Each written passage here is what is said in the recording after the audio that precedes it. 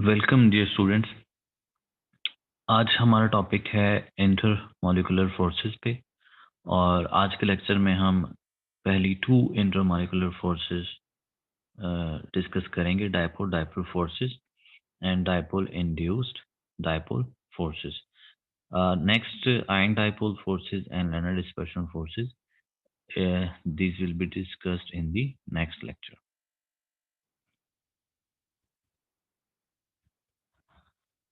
Dipole dipole forces.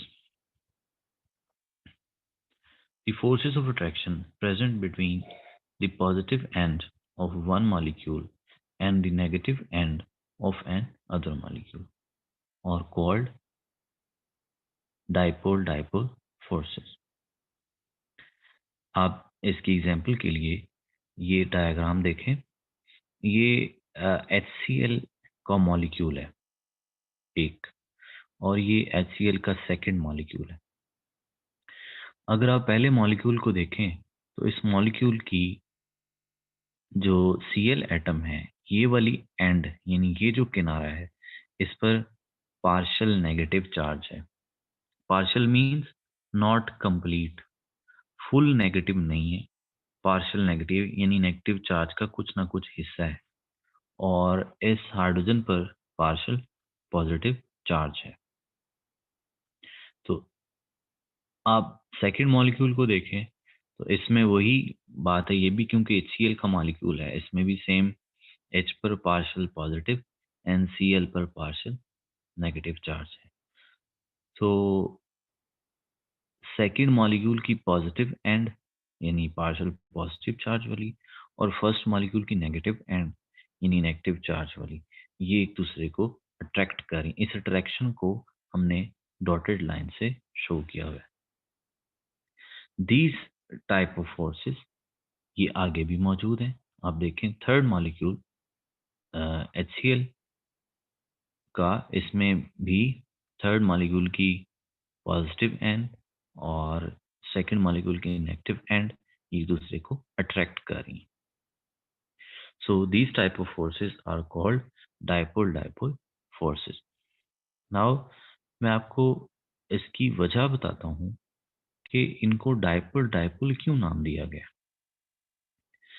Actually ऐसा molecule जिसके एक एंड पर पार्शियल नेगेटिव चार्ज हो, दूसरे एंड पर पार्शियल पॉजिटिव चार्ज हो, ऐसे मॉलिक्यूल को पोलर मॉलिक्यूल या डायपोल कहते हैं। ऐसे मॉलिक्यूल को पोलर मॉलिक्यूल या डायपोल कहा जाता है। सो ये एक डायपोल है HCl, और ये दूसरा डायपोल है HCl। तो इन दोनों डायपोल्स के बिटवीन ये फोर्सेस हैं। सो इसीलिए इन फोर्सेस को डायपोल डायपोल फोर्सेस कहा जाता है। एक और नाम भी तजवीज़ किया जा सकता है, यानी पोलर मॉलिक्यूल फोर्सेस। ठीक है, तो इसकी रीज़न क्या है कि क्यों ये मॉलिक्यूल पोलर बनता है, या क्यों हम एक यूँ कहते हैं कि एक मॉलिक्यूल की एक एंड पर पार्शियल नेगेटिव है, दूसरी एंड पर पार्शियल पॉजिटिव है। तो इसकी रीज़न क्या है? इसकी रीज़न छोटी क्लासेस में मैट्रिक लेवल में मौजूद है बुक्स में, कि इफ़ आपके पास एक ऐसा बॉन्ड हो जिसके दोनों एटम्स डिफरेंट हों, दोनों एटम्स डिफरेंट हैं, तो दोनों एटम्स की अपनी-अपनी इलेक्ट्रोनेगेटिविटी है।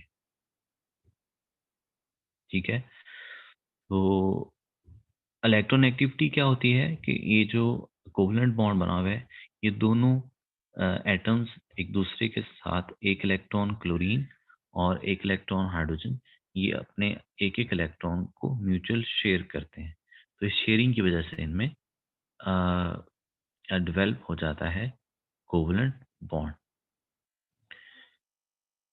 बिकॉज़ क्लोरीन की जो इलेक्ट्रोनेगेटिविटी है, यानी ये जो शेयर्ड इलेक्ट्रॉन पेयर यहाँ पर एक इलेक्ट्रॉन ये हाइड्रोजन का है और ये इलेक्ट्रॉन क्लोरीन का है। आप गौर करें, ये जो इलेक्ट्रॉन का पेयर जो दोनों एटम्स के बीच में शेयर्ड है, ये हाइड्रोजन के पास भी है, ये क्लोरीन के पास भी है, लेकिन इसको मैंने ज़्यादा नियर क्लोरीन एटम के करीब बनाया है, इस पेयर को।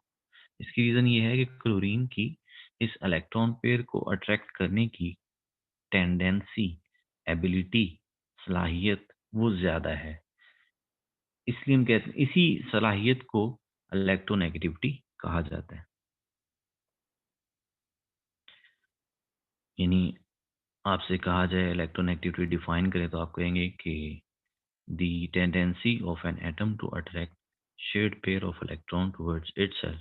This is called electronegativity. So chlorine will attract these two electrons, यानी इस इलेक्ट्रॉन पेयर को क्लोरीन ज्यादा अट्रैक्ट करता है अपनी तरफ, मोर स्ट्रांगली। सो क्लोरीन की इलेक्ट्रोनेगेटिविटी ज्यादा है। तो क्योंकि ये एक इलेक्ट्रॉन तो क्लोरीन का ही है, ये वाला, और जो सेकंड इलेक्ट्रॉन है वो हाइड्रोजन का है। और वो क्योंकि ये इलेक्ट्रॉन क्लोरीन की तरफ ज़्यादा आ जाता है, ज़्यादा शेयर इसका क्लोरीन की तरफ आ जाता है।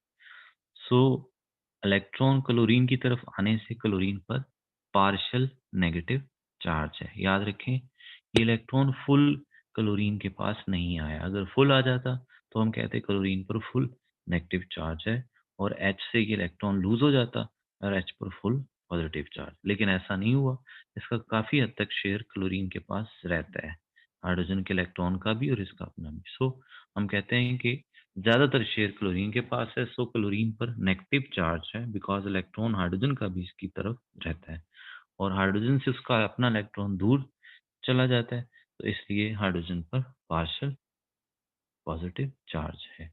गो के इसका कुछ ना कुछ शेयर हाइड्रोजन के पास भी है। सो हम ये कहेंगे कि हाइड्रोजन पर पार्शियल पॉजिटिव है, फुल पॉजिटिव नहीं है। याद रखें, फुल पॉजिटिव चार्ज कब आता है?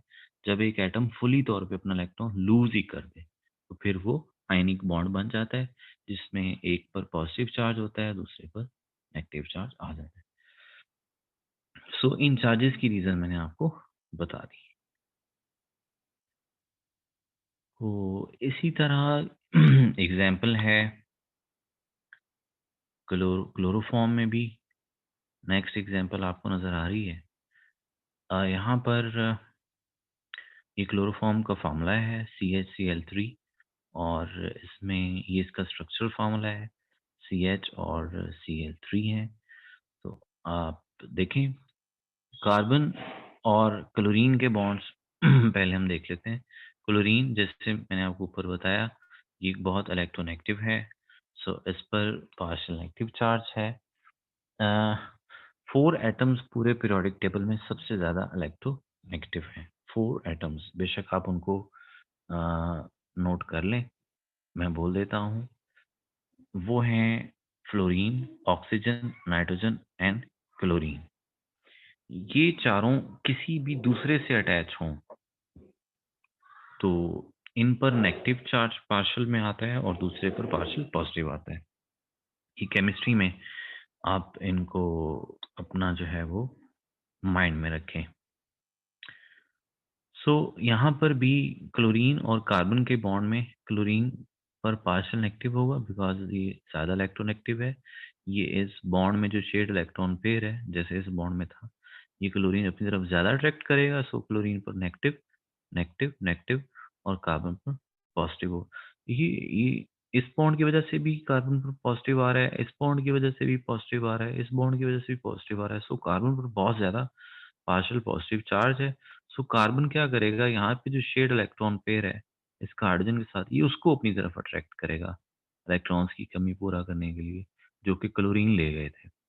तो इस वजह से इस हाइड्रोजन पर भी पॉजिटिव चार्ज आएगा। तो हाइड्रोजन पर पॉजिटिव है और क्लोरीन पर नेगेटिव है। So this molecule is a dipole. इसमें एक एंड पर पॉजिटिव चार्ज है, सेकेंड एंड पर negative charge. This is a dipole.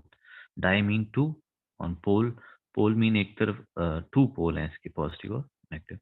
तो ये एक और क्लोरोफॉर्म है, तो इनकी आपस में यूं अट्रैक्शन फोर्सेस डेवलप हो जाती है।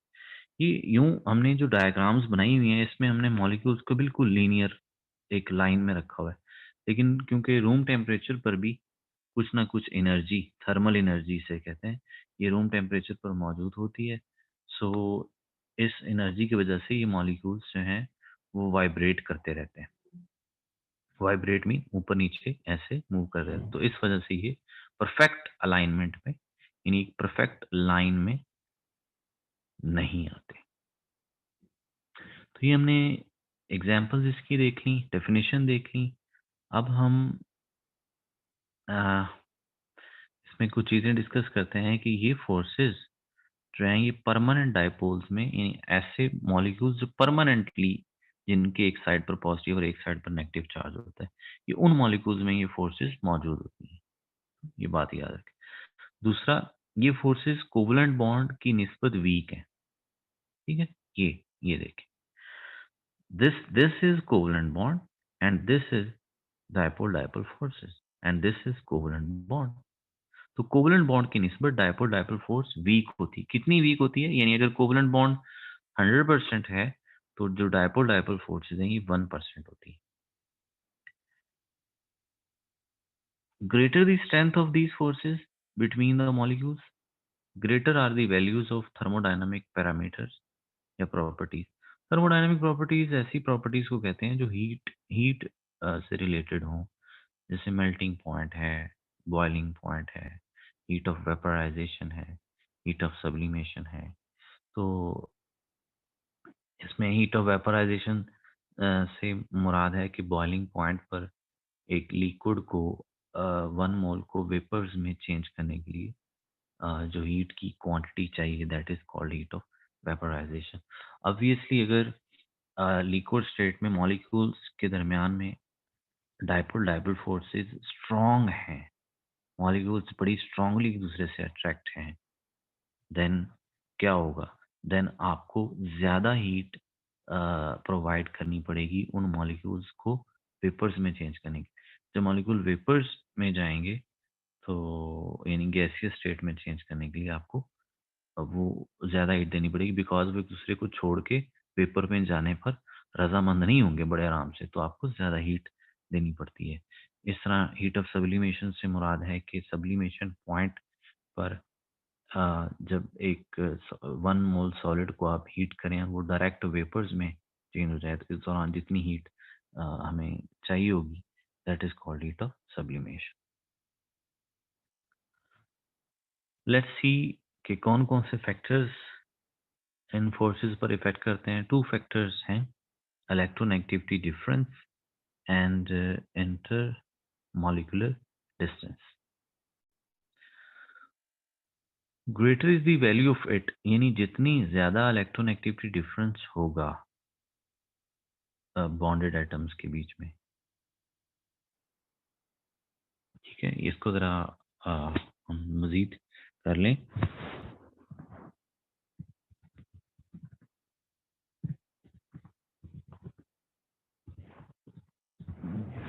ये ठीक है। Electronegativity difference between the bonded atoms.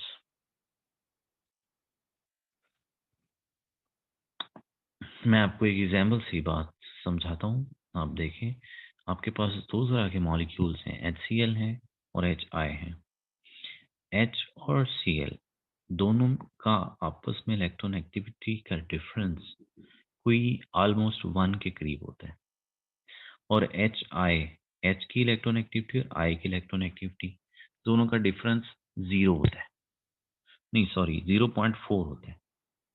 ठीक है, तो दोनों में इलेक्ट्रोनेगेटिविटी डिफरेंस किधर ज़्यादा है? HCl मॉलिक्यूल्स में डिफरेंस ज़्यादा है। तो जितना इलेक्ट्रोनेगेटिविटी का डिफरेंस होगा उतनी ही ज़्यादा स्ट्रॉन्गर डायपोल डायपोल फोर्सेस होंगी। तो डायपोल डायपोल फोर्सेस जो अ, की हम बात करें तो HCl की स्ट्रॉन्ग होंगी HI की निस्बत। सेकंड पॉइंट है इंटरमॉलिक्यूलर डिस्टेंस। जितना मॉलिक्यूल्स के दरमियान में डिस्टेंस ज़्यादा होगा, यानी मॉलिक्यूल्स दूर दूर होंगे, उतनी ही डायपोल डायपोल फोर्सेस वीक होंगी। ठीक है, यही वजह है कि सॉलिड्स में क्योंकि मॉलिक्यूल्स करीब करीब होते हैं तो डायपोल डायपोल फोर्सेस स्ट्रांग होती है, जबकि गैसीय स्टेट में मॉलिक्यूल्स का डिस्टेंस बीच में ज़्यादा होता है, सो वहाँ पर जो हमारी डायपोल डायपोल फोर्सेस हैं, ये वीक होती हैं।